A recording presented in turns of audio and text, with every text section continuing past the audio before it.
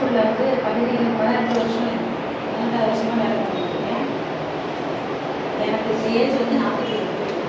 இதனால எனக்கு இவ்வளோ நாள் வந்து யாரும் என்னை வந்து இந்த பரிச்சை இருந்து அந்த மாதிரி வழிகாட்டுறதுக்கு ஆள் இல்லை. நான் பேப்பர் கரெக்ஷன் அப்போ இங்கே வந்து வரும்பொழுது சிலம்பு சார் பக்கத்தில் இருக்கிறவங்கள கேட்பேன். எல்லாரும் வந்து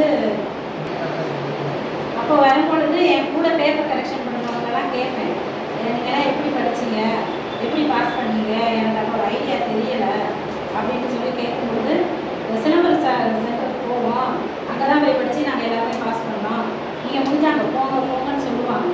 ஆனால் பேப்பர் கரெக்ஷன் பண்ணும்பொழுது யார் சிலம்பு சார் அப்படிங்கிறத எனக்கு ரொம்ப நாள் தெரியவே இல்லை. சொல்லுவாங்க, ஆனால் எனக்கு தெரியலை. கடைசியில் எனக்கு இவர் தான் சிஇயாவே இருந்தார். அப்படின்னு சார் அதுக்கப்புறம் சார் போனதுக்கப்புறம்னா சாரை தெரியும். ஏன்னா எங்களுக்கு நல்லா ஜாலியாக இருப்பார். இங்கே சென்டரில் வந்து கரெக்டாக பாடம் நடத்துகிறாரு, அவரோட வேலையை பார்க்குறாரு, கரெக்டாக போயிடுவார். படிங்க. அவர் சொன்னது சார் இதில் திருமுறைகள் கெஞ்சி தமிழ் கொஞ்சி தமிழ் அதை சொல்லுவார். எனக்கு அது என்னடா இது இப்படி சொல்கிறாரு, இந்த மாதிரி கிழமை திருநாள் வசதி யாரு கிழமை அவன் கெஞ்சுவான் கிழமை தான் போயிடாது நீ கெஞ்சுவான். அதாவது அந்த ஷார்ட்கட்டு கரெக்டாக நம்மளுக்கு வந்து அதை சொல்கிறது. அதே மாதிரி ஒரு நாள் நாங்கள் கிளாஸுக்கு வரல, இந்த போர்டில் கேபிஎன் இருந்துச்சு. என்னடா இது கேபிஎன் இருக்குது, இது என்ன ஆகுதுன்னு தெரியலையே அப்படின்னு சொல்லிட்டு அதுக்கப்புறம் கல்வி தம்பிங்கிற வராங்க, இது என்னப்பா அப்படின்னு, இது குறிஞ்சி பாலை நெய்தல்மா அப்படின்னாரு. ஓஹோ கேபிஎன் பஸ்ஸை வச்சு போட்டுட்டாரா அந்த ஷார்ட்கட்டு சார் வந்து போட்டுருந்தாரு. அதை வச்சு தான் நாங்கள் வந்து இது பண்ணி அதுக்கப்புறமா தான் நான் சார்கிட்ட கேட்டேன், சார் எங்கள் குடும்ப சூழ்நிலை ப்ளஸ் வந்து வழிகாட்டுறதுக்கு எனக்கு ஆள் கிடையாது. என்னை பிஎட் எங்கள் வீட்டில் படிக்க வைக்கணும். நான் பிஎட் படித்தது என் வீட்டில் இருந்த கல்யாணம் பண்ணதுக்கு அப்புறம் தான் எனக்கு படிக்க வச்சேன். அதனால தான் அதுக்கப்புறம் கேட்டேன், நீங்கள் ஒன்றும் கவலைப்படாத மாதிரி நான் சொல்கிறேன் நீங்கள் வாங்க அப்படின்னு சொல்லியிருக்காரு. போன முறையே சொன்னார், என்னால் வர முடியல. அதுக்கப்புறம் இந்த முறை தான் சார் வந்து சொன்னார். அப்புறமா நான் சொன்னேன், சரிங்க சார் நான் வந்துடுறேன் சார், எந்த இடம்னு சொல்லுங்க அப்படின்னா இந்த இடத்த சொன்னார். அதுக்கப்புறமா தான் நானும் என்னுடைய தோழி ஒருத்தவங்களையும் நான் கூட்டிகிட்டு வந்தேன்.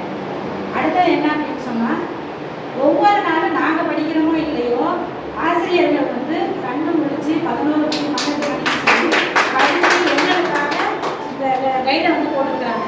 இதையும் வந்து புதுசாக எங்களுக்கு வந்து இப்போ போர்ஷன் வந்து ஆட் பண்ணியிருக்காங்க.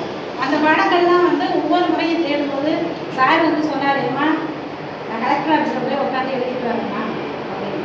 குழந்தைங்க அவரோட குழந்தைங்க சின்ன குழந்தைங்கள்ட்ட வந்து நீண்ட காலமாக திருமணமாக இருந்துட்டு இப்போ திருமணம் ஆகி குழந்தைகளோட இருக்கும்போது நம்ம சந்தோஷமாக இருக்கணும் அப்படின்லாம் நினைப்பாங்க. ஆனால் அந்த சந்தோஷங்கள்லாம் ஒதுக்கி வச்சுட்டு எங்களுக்காக நீண்ட நேரம் வந்து கண்டுபிடிச்சிருக்கிறாரு. சார் தான் இந்த ஜெராக்ஸ் போடுற டைமும் கூட எடுத்து எங்களுக்கு போடுவார். கொஸ்டின் ஜெராக்ஸ் எடுக்கிறத இந்த மணி நேரத்துக்கு இப்போ நான் எடுத்துகிட்டு இருக்கிறேன், நீங்கள் படிக்கிறீங்களா அப்படிங்கிற ஒரு கேள்வி எங்களுக்கு இருக்கும். அந்த இதோட அனுப்புவார். அதே மாதிரி சாரு வந்து அவ்வளோ தூரத்தோட நிறைய நாள் சாப்பிடாம வந்துருக்காரு. சாப்பிடாம வந்து எங்களுக்கு திறனாய்வுலாம் நடத்திருக்கிறாரு. அதே மாதிரி ராமரையா வந்துருக்கிறாரு. ராமரையா வந்து நாடகம் நடக்கும்போது தான் நாங்கள் வராமல் போயிட்டோம். நாங்கள் இன்னமும் ப்ரைவேட் ஸ்கூலில் வேலை பார்த்துட்டு இருக்கோம். அதாவது குடும்ப சூழ்நிலையால நாங்கள் வேலை பார்த்துட்டு இருக்கோம். பார்த்துக்கிட்டே படிக்கலாம் அப்படிங்கிற ஒரு இதில் தான் வந்துட்டோம். இருந்தாலும் எங்களால் முடிஞ்ச அளவுக்கு நாங்கள் எஃபோர்ட் போட்டுக்கிட்டு தான் இருக்கோம். பாஸ் பண்ணிடுவோம் அப்படின்னு இருக்குது. அதாவது எங்களுக்கு இந்த புக்கை நானே நிறைய முறை அதாவது இந்த 10 பாடங்கள் வந்து இதுக்குள்ளேயே இருக்குங்க. நிறைய இந்த தமிழ் இலக்கிய வரலாறு இந்த மாதிரி புத்தகங்கள்லாம் படிக்காமல் இருந்ததுனால தான் இப்போ நடத்தும் போதெல்லாம் எங்களுக்கு புதுசாகவே இருந்துச்சு. என்னடா எவ்வளோ நேரம் இதெல்லாம் தெரியாமலே இருக்குங்க அப்படின்னு சொல்லி புத்தகங்களை படிக்கும் பொழுது ஆழமான ஒரு கருத்துக்கள் வந்து எங்களுக்கு கிடச்சிருக்கு. அப்படி நான் ஒரு முறை இந்த முறை போயிட்டா கூட அடுத்த முறை கண்டிப்பாக நான் எப்படியாவது 50 வயசாக பரவாயில்ல எப்படியோ ஒரு ரூபாயாவது அப்படின்னா எப்படியாவது போக முடியும். அந்த முடிவை எனக்கு உந்துதலை கொடுத்தது வந்து ஐயா தான். அதனால நான் அதுபோல் இங்கே நிறுவனத்துக்கு வரும்பொழுதே வந்துடுவாங்க. கரெக்டாக வரும்பொழுது 1-2 பேர் தான் அந்த சென்டரில் வந்து இருப்பாங்க.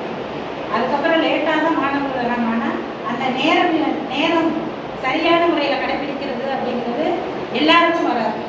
எப்படியா இருந்தாலும் ஸ்கூலுக்கு போய் கல்வி போகிறப்போ கூட அவசரமாக ஓடி போய் சட்ட நேரம் அப்படின்னு சொல்லக்கூடாது வச்சுது அப்படின்னு சொல்லிட்டு கூட போய் போடுறவங்களாம் இருக்கிறாங்க. அப்படி இருக்கிற காலகட்டத்தில் இங்கே அட்டண்டன்ஸ் போகணுங்கிற அவசியமும் இல்லை. ஏன்னா சென்டர் அவங்களோட தான் இருந்தாலும் நாங்கள் வரதுக்கு முன்னாடியே வந்து இங்கே இந்த ஆசிரியர்கள். அதனால இவங்களெல்லாம் எங்கள் வாழ்க்கையில் என்னைக்கும் மறக்கவும் முடியாது. இப்போ சொல்லி இவ்வளோ தூரம் எங்களுக்கு உந்துதல் கொடுத்து இத்தனை நாட்களாக எங்களுக்காக கடும் உழைப்பு வைத்த இந்த ஆசிரியர் பெருமக்கள் அனைவருக்கும் மற்றும் இந்த இறுதி நாள் விழாவுக்கு வந்திருக்கிற அத்தனை உள்ளங்களுக்கும் அப்புறம் சாரோட தம்பி முதல் நாள்லேருந்தே நான் அதை யோசிச்சுக்கிட்டே இருப்பேன். சார் அப்போக்கேப்பா அந்த மோட்டிவேஷன் கொடுத்துக்கிட்டே இருப்பார். அதுவும் அப்புறம் கொஸ்டின் கொடுக்கும் பொழுது நல்ல தையா பின்னாடி பக்கம் பாருங்க அப்படிம்பார். பின்னாடி பக்கம் தான் அவருடைய லாஸ்ட் பக்கம் தான் எழுதியிருப்பார். நீ என்னவா ஆகணும், இந்த சிலம்பு பயிற்சி மையம் உனக்கு என்ன சொல்லுது அப்படிங்கிறத பின்னாடி கொஸ்டினில் எல்லா கொஸ்டினுமே கொடுத்துருப்பாங்க. இருந்தாலும் இன்றைக்குமே நான் வந்து 150 மார்க்குக்கு பாதி கூட வாங்க 70 தான் வாங்கியிருக்கோம். அது ஒரு பக்கம் இருந்தாலும் பரவாயில்ல இருக்குது. கையில் நம்மளுக்கு வந்து எல்லாத்தையும் கொடுத்துட்டாங்க.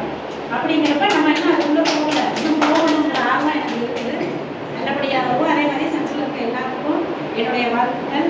நல்லா எழுதி எல்லாருமே வந்து வேலைக்கு போகணும் அப்படிங்கிறத நான் கடவுள்கிட்ட ப்ரேயர் பண்ணிக்கிறேன். நன்றி.